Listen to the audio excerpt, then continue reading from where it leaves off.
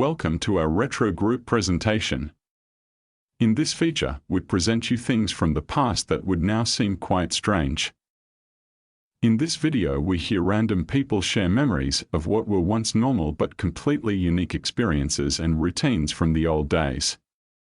Such things that younger people may never get to experience. Here are some of those memories from the past which, depending on your age, will have you feeling nostalgic or amazed. I grew up in the 50s and 60s, and girls were not allowed to wear pants, only skirts or dresses to school. When the temperature was freezing, or if there was snow on the ground, we could wear pants, but only if we also had a skirt over the pants. Nobody bothered to leash or clean up after their dogs. All the kids knew all of the dogs and which ones to avoid, and dog fights happened regularly.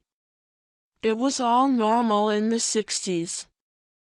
My dad was a surgeon at a major hospital in the early 1980s. I remember going with my mom to meet him, and we'd wait in the lobby by the cafeteria. It was normal then that every lobby in the hospital had a cigarette vending machine, magazines advertising the Marlboro Man alongside table ashtrays. Even my father, a vascular specialist, smoked like a chimney. So did my mom. Now, smoking is a vilified activity, especially by healthcare professionals. It feels almost unreal in hindsight.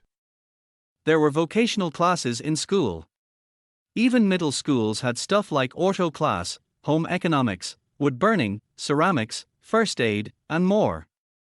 Helping hand signs in windows. I walked the train tracks on the way to kindergarten, and I knew I was safe because one of the houses I passed had a helping hand sign. If you were hurt or knew someone was following you, you could go to houses with those signs in good faith. We had rotary dial phones, and you had to memorize every phone number you wanted to call frequently. Otherwise, you had to look up the number in a phone book listing every city's residential and business phone numbers.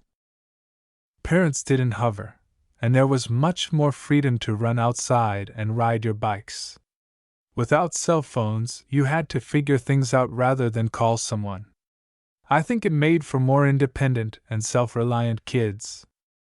I remember when my father built our first bathroom in our home. Before that, we used the outhouse down the path from our house. We took our baths in a round galvanized metal wash tub brought into the kitchen on Saturdays. We would just wash up in a wash basin on the other days of the week. I also remember my mom cooking on a coal and wood-burning stove all year round. She canned fruits and vegetables in the summer on it, even though it was extremely hot and we had no air conditioning. She was extremely happy when she got her electric stove. She also had a wringer washing machine with one tub for washing and one tub for rinsing the clothes out on the back porch. I used to help by cranking the wringer handle to squeeze the water out of the clothes. We are very spoiled people now in 2024, and I love it. But those times are in my memory forever. I remember going to the neighborhood corner store in the 70s and buying cigarettes for my parents. I was, 10 years old at the time. Also, I couldn't wait for Sunday nights at 7 p.m., when I could stay up on a school night to watch the once-a-week special Walt Disney movie. In the late 50s, a nearby Air Force base had open houses. We would wander through fighter jets, bombers, and hangars without guides. Most places even allowed cameras. I remember in my grade school years, 1960s, a 5th grade teacher supervised the after-school activity rifle club.